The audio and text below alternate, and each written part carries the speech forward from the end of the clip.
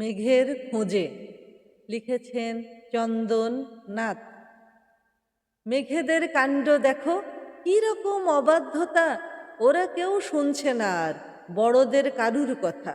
শুধু কি বড়র কথায়, আমরাও বলছি কত, মেঘেরা চলছে তবু কেবলই নিজের মতো। যদি চাই ঝলমলে দিন, ওরা ঠিক বুঝতে পারে, আকাশের মুখ তখনই ঢেকে দেয় অন্ধকারে।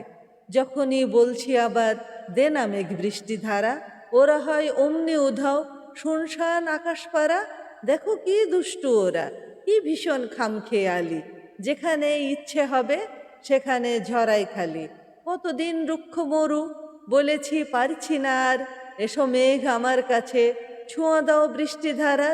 তবু মেঘ যায়নি কাছে, দেয়নি এক ফোঁটা জল, অথচ আজ ওখানেই সারাদিন মেঘের মাদল। ওখানেই সকাল দুপুর অবিরাম বাদল ধারা। মেঘের এই দস্যিপনা বলো আজ রুখবে কারা? ওদেরই জন্যে তো আজ মরুতেও বানভাসী সব।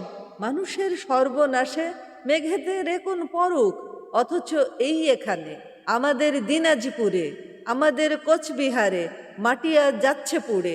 জমিতে পুড়ছে ফসল, নদীরা শীর্ণকায়া, ধুপছে বনবনানি, নেই তার শ্যামল মায়া।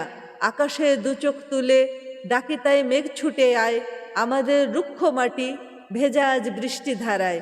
মেঘেরা তাও আসে না, ওরা খুব অবাধ্য যে। চলো তো বেরিয়ে পড়ি ভালো এক মেঘের খোঁজে, চলো তো বেরিয়ে পড়ি ভালো এক মেঘের খোঁজে, চলো তো বেরিয়ে পড়ি ভালো এক মেঘের খোঁজে।